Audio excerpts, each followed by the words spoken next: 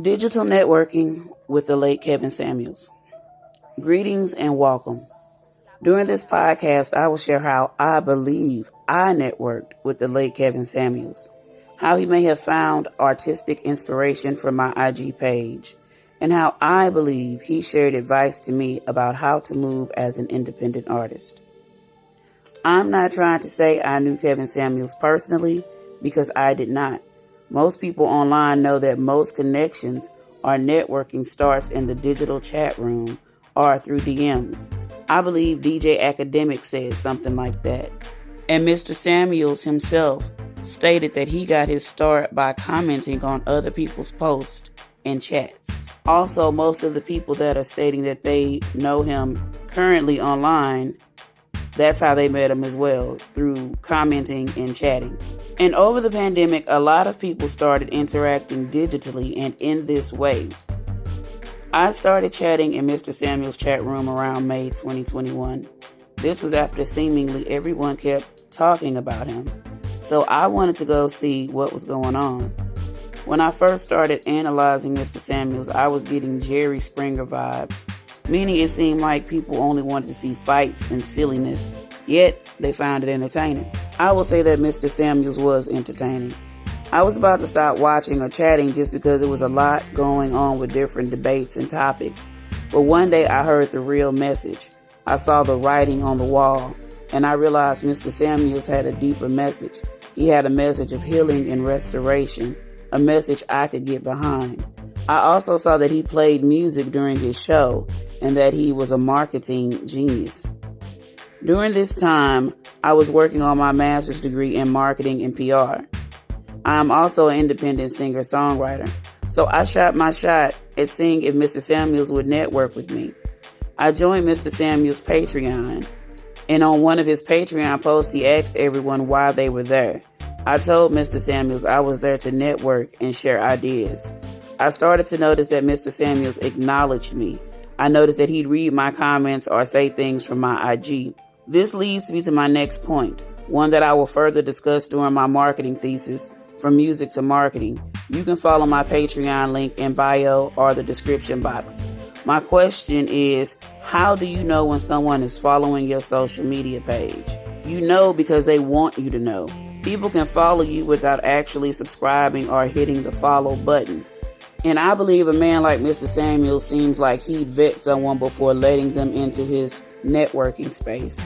I would share feedback on some of the shows with Mr. Samuels, and I showed support through encouragement. But I believe what actually caught Mr. Samuels' attention was my elevator pitch.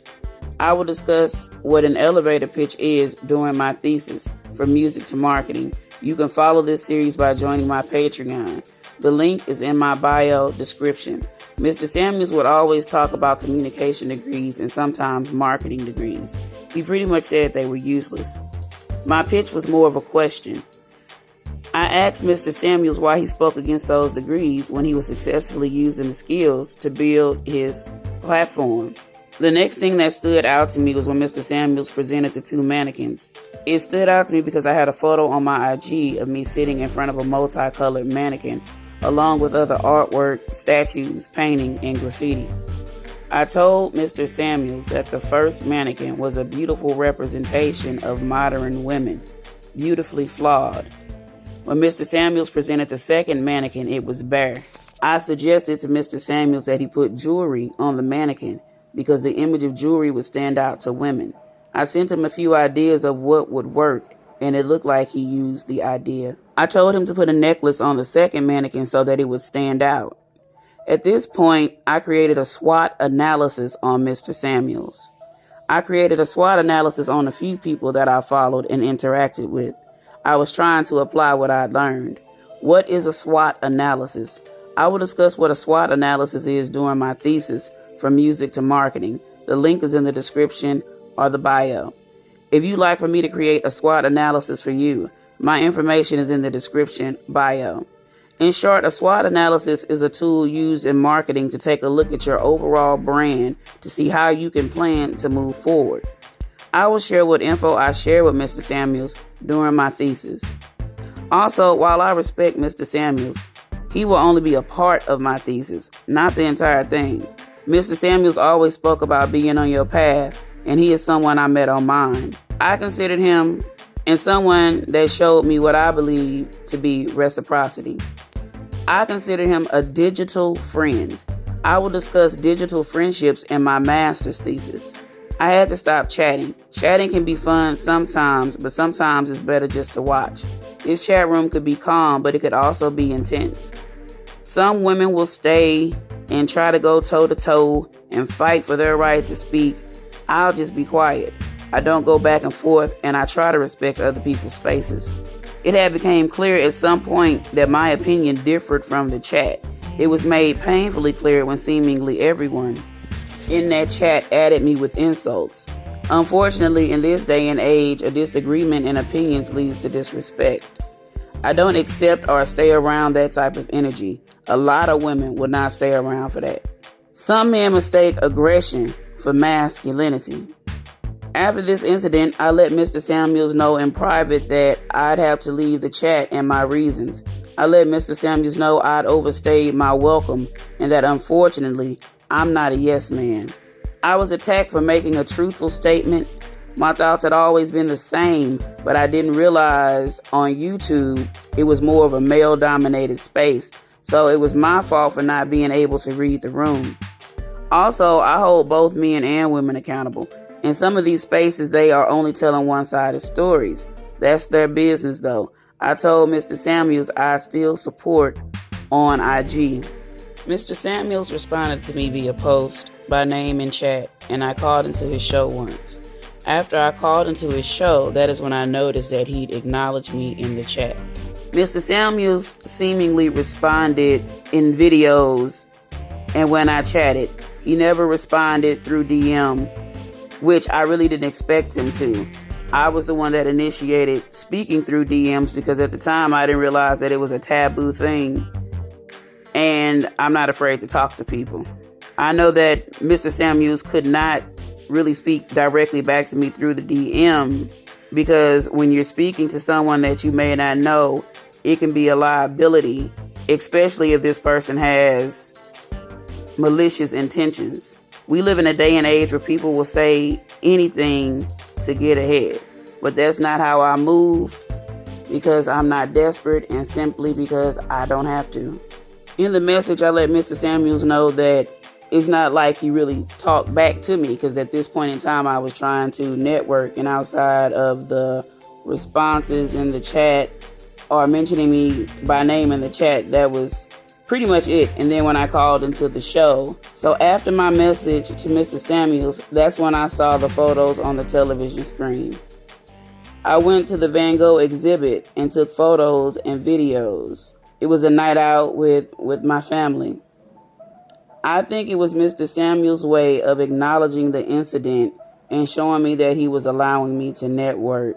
Lastly, I believe Mr. Samuels was giving me guidance as an artist. In one of Mr. Samuels' lives, he spoke of Grace Jones and how not to be selfish and how to be certain of what you ask for. At first, I was hesitant to discuss this because certain people bring out different emotions in people. Mr. Samuels is one of those people. He was a polarizing and controversial man.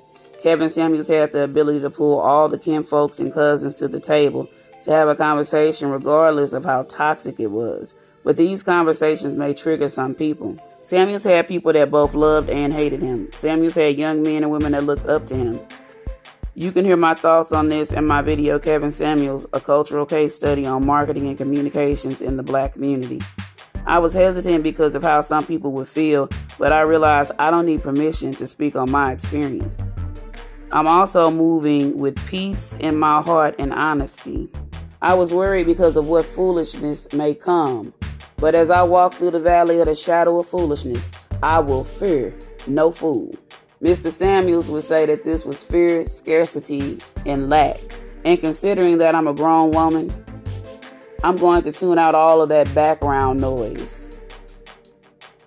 I also heard scuttlebutt about sugar babies or 1099 girlfriends. Never have I ever, and I'll leave it at that. Now that is defamation. Not only is it defamation, it could also be considered slander.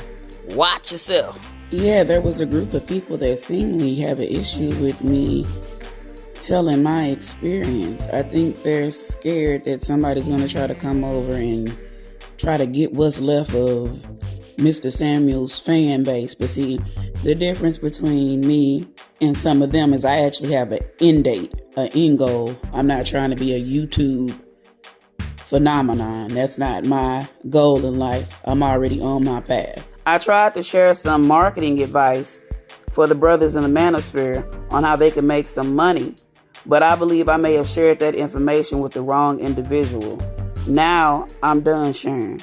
This is the last bit of information that I will share for Mr. Samuels in regards to marketing. Then after that, I don't have no more talk.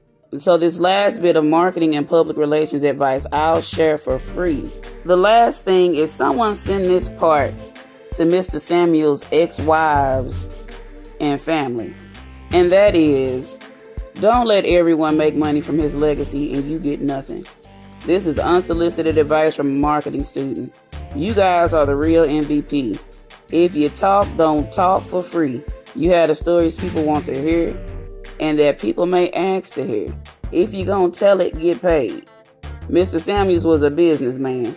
You'll be better off starting your own YouTube channel than talking for free. Make no mistake about it.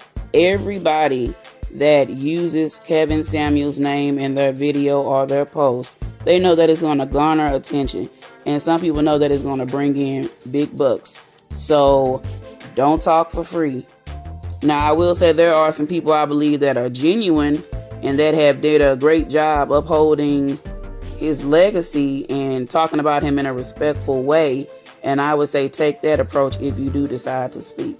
To hear what additional advice I share with Mr. Samuels that I believe he used, check out my series From Music to Marketing. There was only one other thing that I shared that I believe he used. I shared advice on how I believe he could increase and maintain his female audience. Make no mistake about it, Mr. Samuels already had his own thing going on when I showed up. I was just happy that he seemingly let me chip in a couple of ideas. If you'd like a marketing consultation, my info is in the description or the bio.